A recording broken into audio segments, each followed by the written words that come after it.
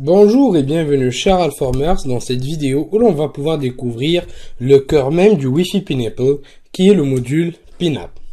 Sans plus tarder, le plan de la présentation est le suivant. Donc tout d'abord, nous allons commencer par une petite introduction suivie par un lab comme d'habitude où l'on va pouvoir exploiter ce module qui représente tout simplement le module le plus intéressant au niveau de notre périphérique. Donc le PINAP représente tout simplement le cœur du Wi-Fi Pineapple. Nous avons vu en fait que tous les outils faisaient partie de ce qu'on appelait la suite d'outils PINAP ou la PINAP Suite.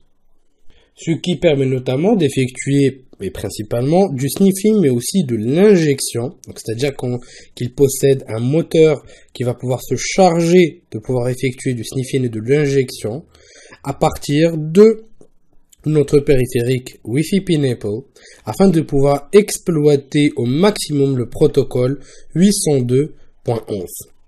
L'objectif ici, c'est surtout de pouvoir comprendre et savoir manipuler les différents modules disponibles au sein de notre Wi-Fi Pineapple afin de pouvoir régler ou pouvoir arriver à respecter les objectifs du pentest ou de l'audit établi préalablement. L'outil est donc versatile, très versatile, donc aussi versatile qu'il est puissant, et permet de centraliser les différentes attaques directement au niveau de la cible ou des cibles spécifiées grâce au module de filtrage au niveau, donc spécifié au niveau donc du pre-engagement scope ou tout simplement en français, tout en respectant la portée établie au préalable. Et le module donc PINAP va notamment nous aider à pouvoir créer des Rogue Access Points qui, comme on l'a expliqué au niveau de la vidéo de présentation des terminologies, qui représentent donc tout simplement un point d'accès sans fil non autorisé par l'entreprise.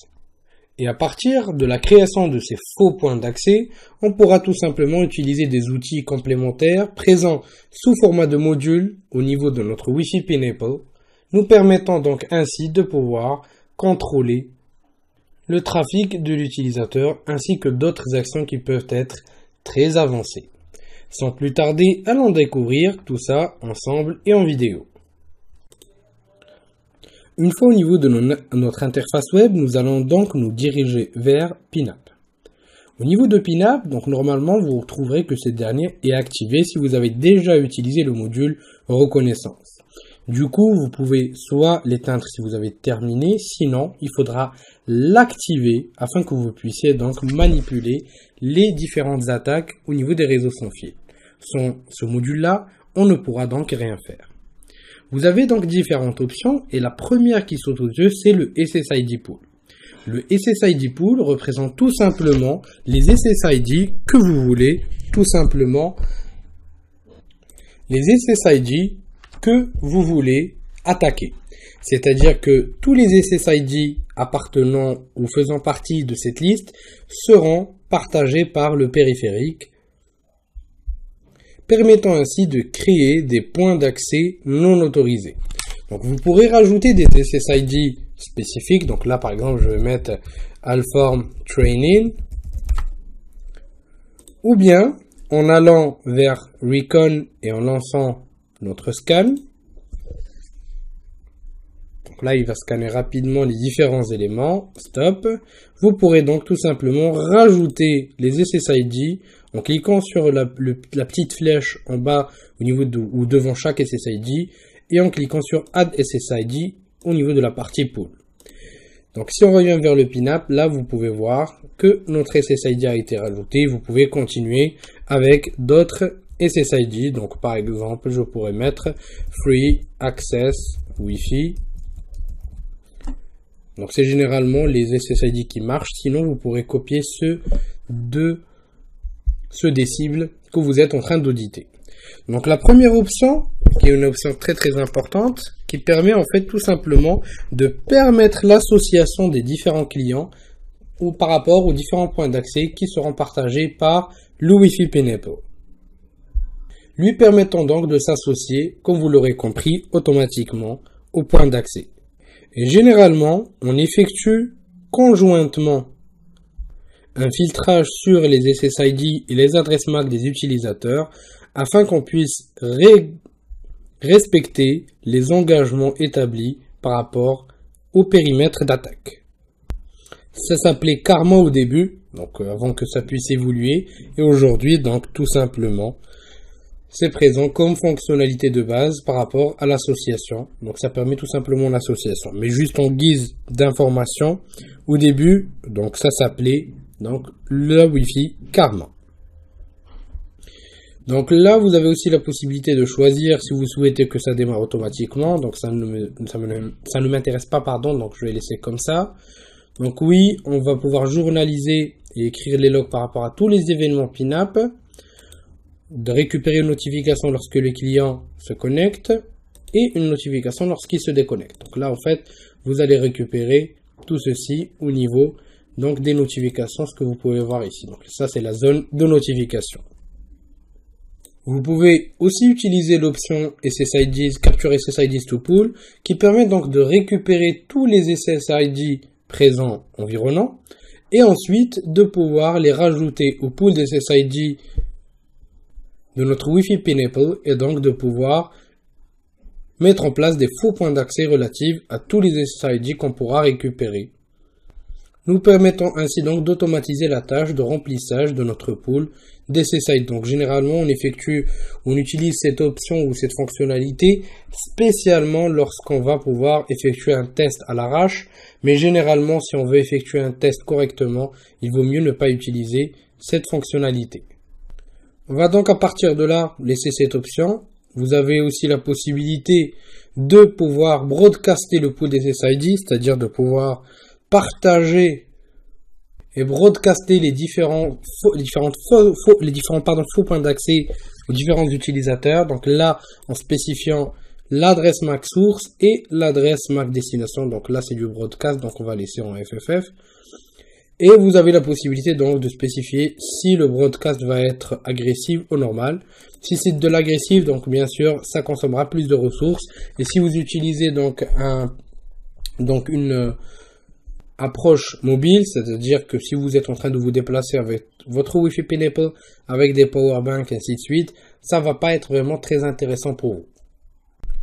Sans oublier l'option du Beacon Response qui est très intéressante et quand elle est activée, en fait tout simplement les beacons cibles seront transmis aux différents clients en réponse à leurs requêtes avec le SSID approprié. Ces beacons ne seront pas transmis en broadcast, mais à la place, ils seront donc tout simplement envoyés spécifiquement aux machines ayant effectué des requêtes. Ce qui va pouvoir nous aider donc tout simplement à ce que les beacons ne soient pas visibles pour les autres périphériques.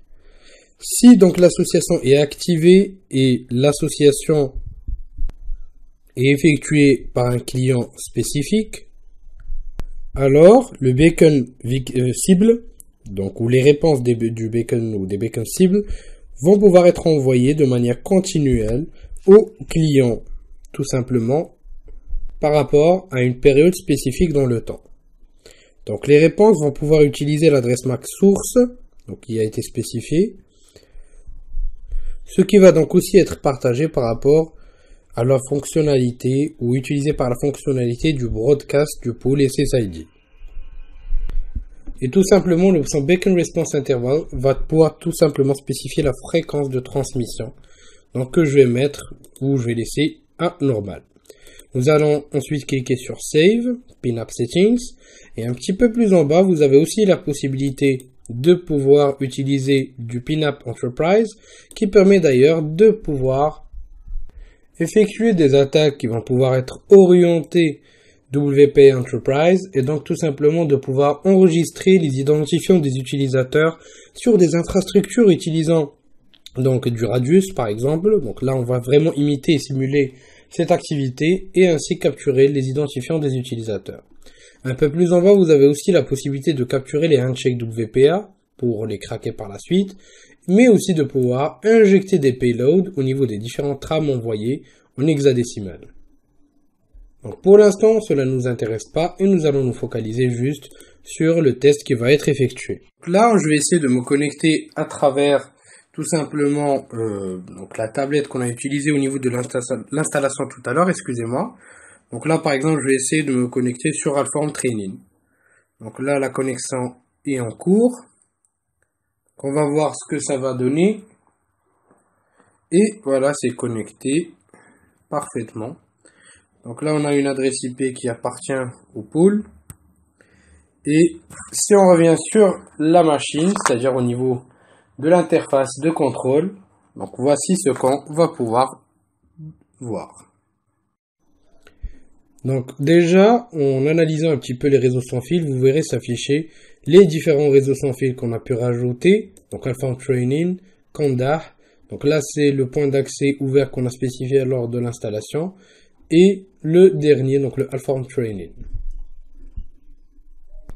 Donc toujours une fois au niveau du dashboard, on peut voir que le client Galaxy Tab a ou s'est connecté au SSID Alform Training. Donc là, tout simplement, on pourra commencer à exploiter d'autres modules afin de pouvoir manipuler les différentes